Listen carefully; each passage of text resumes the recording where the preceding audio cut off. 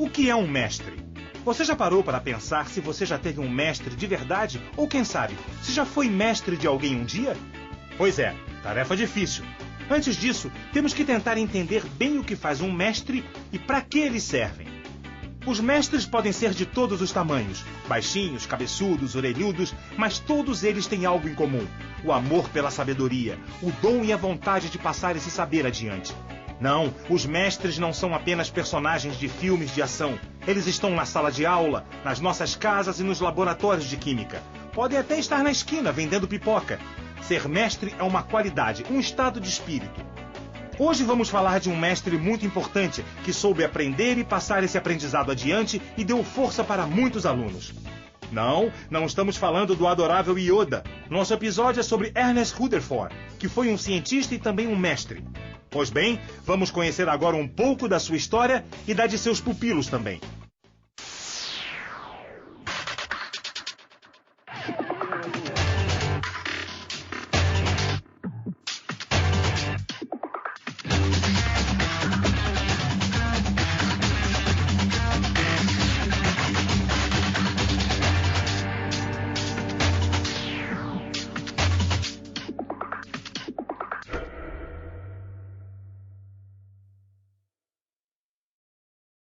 Ernest Rutherford é considerado por muitos como o pai da física nuclear.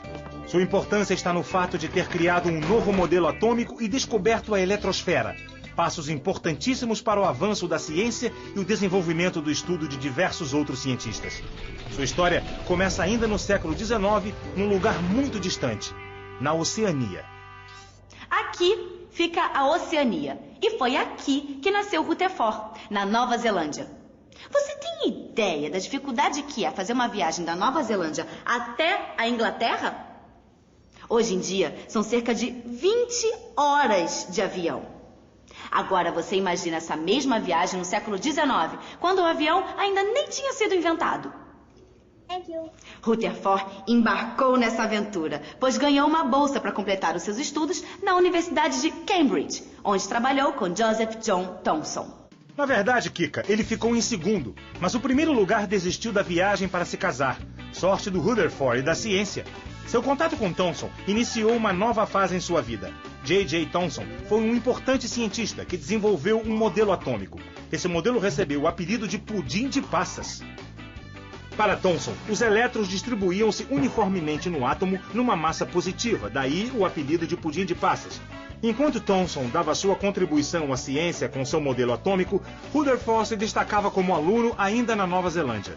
Você consegue imaginar como Rutherford, tendo trabalhado boa parte da infância nas terras do pai, numa área rural ao lado dos 11 irmãos e estudado em escolas públicas, ter se tornado o pai da física nuclear? Ele teve uma infância típica de uma criança que vive no meio rural. Só que seus pais fizeram questão que os filhos estudassem, e Rutherford levou isso a sério. Foi por ser um aluno exemplar que Rutherford mudou sua realidade indo para a Universidade de Cambridge. Um jovem estudante neozelandês entrava para o primeiro time de cientistas europeus. Rutherford abriu caminho para a obtenção da energia nuclear com a descoberta dos raios alfa e beta, duas formas básicas de radioatividade. Assim como Becquerel e Marie Curie, Rutherford foi fundamental para o entendimento do fenômeno da radioatividade. Por esse importante passo, ele recebeu o Prêmio Nobel de Química. Imagine só, com tamanha contribuição à ciência, não demorou até que Rutherford recebesse alguns convites de trabalho. O mais importante veio de Montreal para que fosse trabalhar na Universidade McGill. Esse convite foi irresistível, uma grande mudança que Rutherford inicialmente relutou em aceitar, mas pensando bem, com apenas 27 anos, um salário irrecusável, uma promoção invejável que dificilmente ocorreria tão cedo na conservadora Inglaterra, ficou difícil dizer não. Rutherford foi para a Universidade de McGill. Lá, conheceu muita gente nova, alunos e cientistas, que deram importantes contribuições para o seu trabalho. Anos depois, Rutherford voltou para a Inglaterra. Em 1908, recebeu o Nobel de Química por suas investigações sobre a desintegração dos elementos e a química das substâncias radioativas. Mas muita coisa ainda estava por vir. As contribuições de Rutherford continuaram, e ele construiu um novo modelo atômico que pressupõe que o núcleo é carregado positivamente e rodeado por uma grande eletrosfera.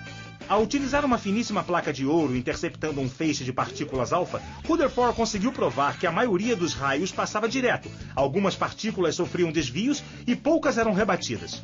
O mais estranho disso tudo é que essa experiência provou, na verdade, que a matéria é formada por imensos espaços vazios, onde estão os elétrons, e por minúsculos espaços densos, o núcleo, onde está 99,9% da massa do átomo.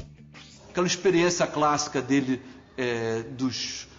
digamos, da folha de ouro, né, em que ele contesta o modelo de Thomson, é só um aspecto, assim, digamos, da carreira científica do Rutherford, que foi muito maior, né? Então acho importante ressaltar que ele não é só o homem daquela experiência das folhas de ouro, né? Ele aparece em muitos aspectos da energia nuclear. Num mundo que passava por profundas transformações, as contribuições de Rutherford fizeram diferença. Aquela era uma época de guerras e invenções maravilhosas.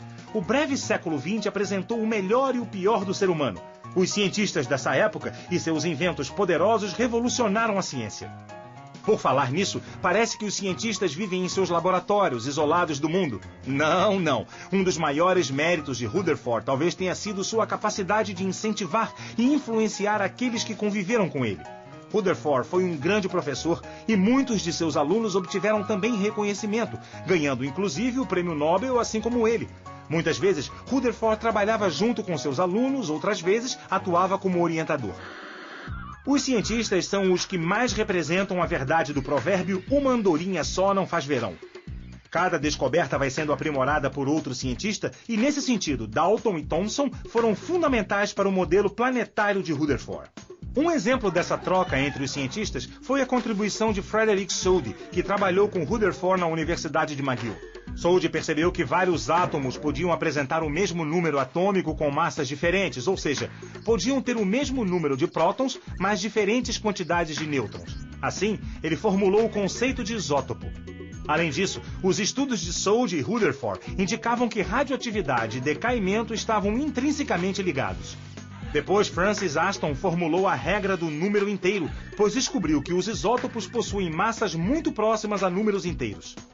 E teve também o outro Thomson, George Paget Thomson, filho do pudim de passas, do J.J. Thomson. Ele provou que o elétron pode difratar como uma onda, criando condições para a comprovação da dualidade onda-partícula. Dá até para comparar Rutherford como sendo o núcleo e uma infinidade de cientistas, professores e alunos girando em torno desse núcleo, cada um com sua contribuição, sua energia, seu papel. Até mesmo nas mais importantes experiências de Rutherford, houve participação de outros cientistas e alunos. Sob orientação dele, Ernest Marsden e Hans Geiger foram os cientistas que realizaram a experiência da placa de ouro, que pode também ser chamado de experimento Marsden-Geiger. E não foi só na conexão Inglaterra-Nova Zelândia que coisas importantes aconteceram. Na Alemanha, outra andorinha, ou melhor, outro cientista, deu contribuições fundamentais a partir das descobertas de Rutherford. Foi o físico Otto Hahn. Otto desenvolveu a técnica de medir o decaimento beta do espectro dos isótopos radioativos junto com outra cientista, Lise Meitner. Meitner, em 1938, teve que fugir da Alemanha nazista, mas Otto continuou seus experimentos, trocando figurinhas à distância com Meitner, que obteve grande avanço no desenvolvimento da fissão nuclear. Essa descoberta foi fundamental para o desenvolvimento de armas nucleares, sobretudo no contexto da Segunda Guerra Mundial e, em seguida, da Guerra Fria. Mas foi fundamental também para a viabilização de usinas nucleares e para grandes avanços tecnológicos benéficos para a humanidade, particularmente na medicina. É assim que funciona a ciência. Um cientista grudado nos inventos de outro cientista. Porque se Rutherford comprovou a existência de uma imensa eletrosfera e formulou o próprio conceito de núcleo atômico, foi outro cientista aluno de Rutherford, chamado James Chadwick, que conseguiu provar a existência do nêutron. O mais impressionante é que não para por aí. Outro discípulo de Rutherford, Edward Victor Appleton, contribuiu para o conhecimento da ionosfera, que levou ao desenvolvimento do radar, outro importante invento em se tratando de guerras mundiais. A ionosfera, que atinge até 1000 km de altitude e que é a parte superior da atmosfera, reflete as ondas de rádio. Essa descoberta de Appleton o levou a acreditar que era possível que dois sinais de rádio estivessem sendo recebidos em tempos diferentes. Um sinal era transmitido e sofria reflexão na ionosfera e outro não, indo por outro caminho em geral mais curto. Isso fez com que Appleton desenvolvesse uma frequência de modulação, provando que o caminho da onda terrestre era diferente do da onda refletida pela ionosfera e que o sinal percorria distâncias diferentes entre o emissor e o receptor. E por falar em distância, Appleton foi tão importante que, além de ganhar o prêmio Nobel, virou o nome de uma cratera lunar. Da próxima vez que você olhar para a Lua, procure pela cratera Appleton. Aliás, Rutherford também virou o nome de cratera lunar. Mas afinal, qual a importância desses cientistas e seus avanços nas nossas vidas? Acontece que essa ideia de uma ciência pronta, acabada, escrita em muitos livros é incompleta. Esses avanços permitiram o funcionamento de usinas e hospitais como temos hoje. E no exato instante em que assistimos a esse vídeo, em algum lugar, algum cientista pode estar fazendo uma descoberta que vai revolucionar as nossas vidas ou a vida de nossos filhos. No programa de hoje, vimos que as descobertas de Rutherford e de seus alunos e admiradores ajudam milhares e milhares de pessoas até hoje, seja na medicina, seja na vida em geral. Se Rutherford não tivesse estimulado tantos cientistas à sua volta, os avanços poderiam até acontecer, mas seriam muito mais lentos do que foram. Essa é a importância dos mestres, indicar o caminho e fazer com que seus alunos consigam voar cada vez mais alto junto a outros cientistas, somando conhecimento. É isso aí. Atrás de grandes pessoas, cientistas, artistas ou pensadores, sempre existe ou já existiu um dia um grande professor.